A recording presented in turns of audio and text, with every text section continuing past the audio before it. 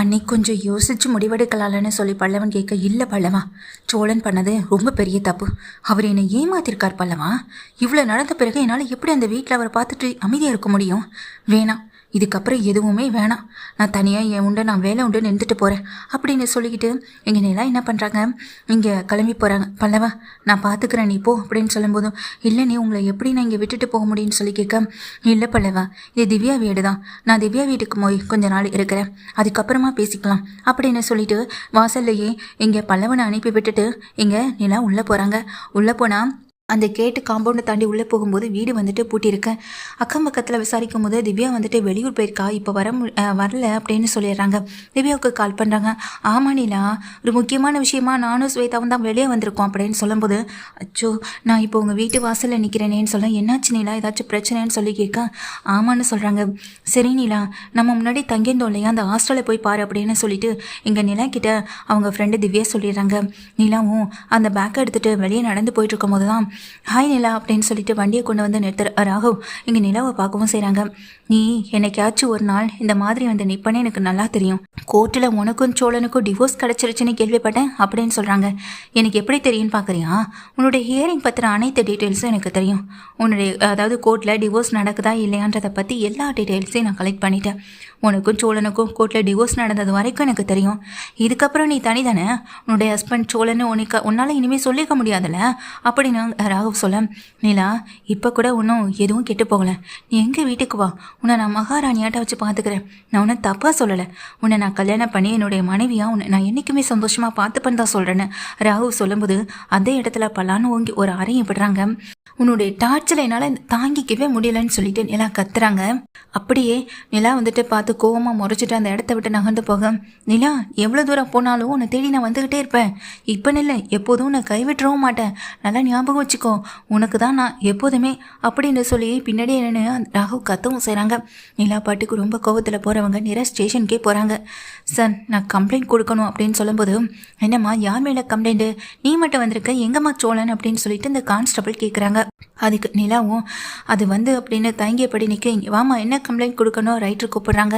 அங்கே போன நிலா அவர்கிட்ட இங்கே என்ன கம்ப்ளைண்ட்டுன்னு சொல்லிட்டு எழுதி வாங்கவும் செய்கிறாங்க. எழுதி வாங்கிக்கிட்டு கம்ப்ளைண்ட்டை பார்த்ததுமே இங்கே கான்ஸ்டபிள் கேட்குறாங்க, என்னம்மா நிலா, உன்னை யாரோ ஒருத்தவங்க டார்ச்சர் பண்ணுறத சொல்லியிருக்கேன்.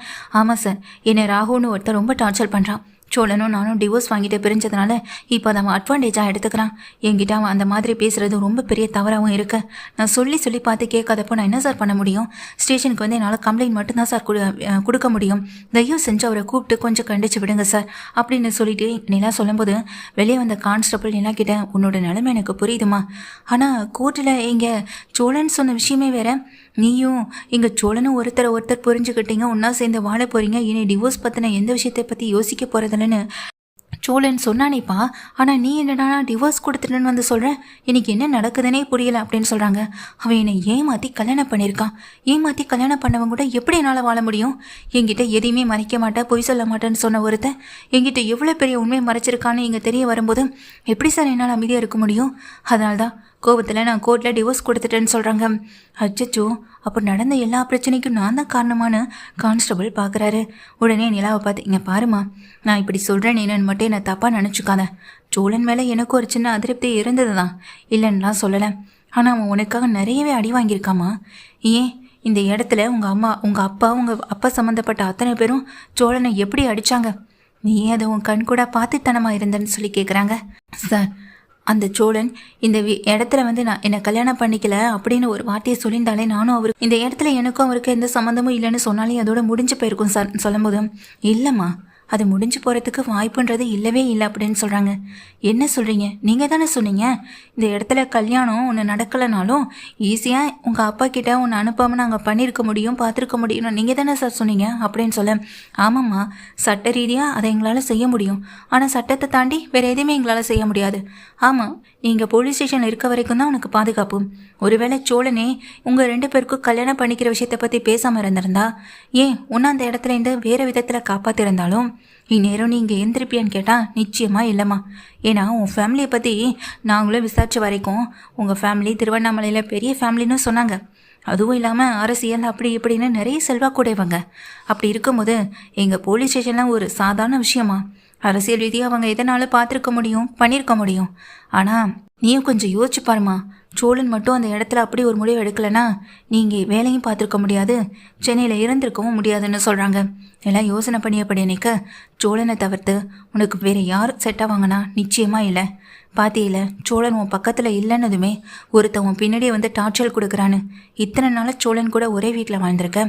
ஆனால் உனக்கு எதிராக சோழன் ஏதாவது தப்பாக நடந்திருக்கானா அப்படின்னு சொல்லி கேட்க எதுவுமே பேசாமல் நிலா நிற்கிறாங்க. அதுதாம்மா அவன்கிட்ட நான் கொஞ்ச நாள் தான் பேசினேன், பழகினேன். ஆனால் பேசுகிற நாட்கள் எல்லாமே உன்னை பற்றி அவன் பேசினதாம்மா அதிகமாக உன்னை பற்றி மட்டுமே தாம்மா அவன் பேசவும் செஞ்சுருக்கான்னு இங்கே நிலாவை பற்றி சோழனை பற்றியும் பேசிக்கிட்டு இருக்காரு கான்ஸ்டபிள். உங்களை இன்ஸ்பெக்டர் கூப்பிட்றாருமா, கொஞ்சம் நிதானமாக பார்த்து முடிவெடுமான்னு சொல்லிட்டு கான்ஸ்டபிள் அங்கேருந்து உள்ளே போங்க. நிலா யோசனை பண்ணியபடியே வெளியே வராங்க. பின்னாடி வெளியே வந்து நிற்கிறத பார்த்ததும் அங்கே முன்னாடி வந்து நிற்கிறது யாருன்னு பார்த்தா இங்கே சோழனாக இருக்கு. நிலா ப்ளீஸ் நிலா என்ன மன்னிச்சிரு நிலா. அன்றைக்கி நீ எனக்கு கிடைக்கணுன்றதுக்காக தான் நான் அப்படியே ஒரு பொய்யை சொல்லிட்டேன், மன்னிச்சிரு நிலா.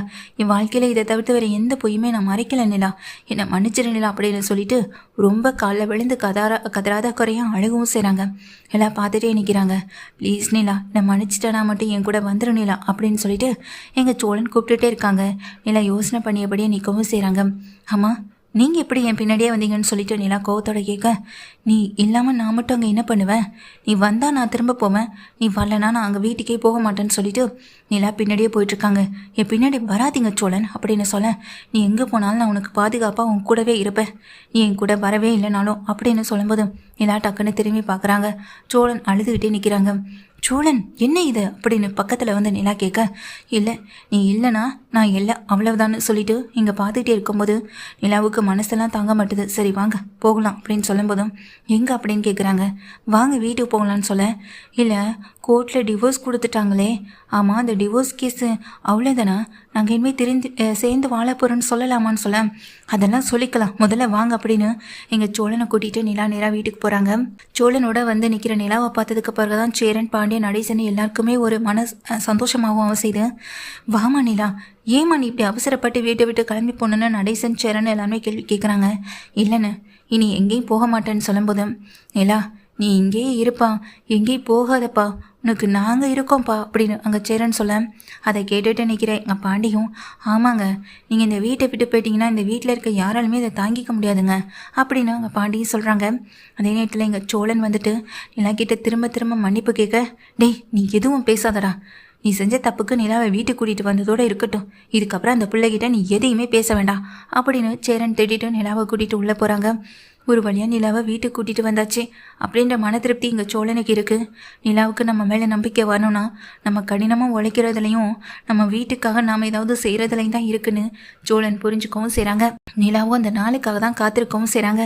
குடும்ப பொறுப்புள்ள ஒரு சோழனாக என்னைக்கு மாறணும், அன்னைக்கு எங்கள் வாழ்க்கையை தொடங்கலான்ற ஒரு உறுதியோடு இங்கே நிலா வந்துட்டு காத்திருக்கவும் செய்கிறாங்க.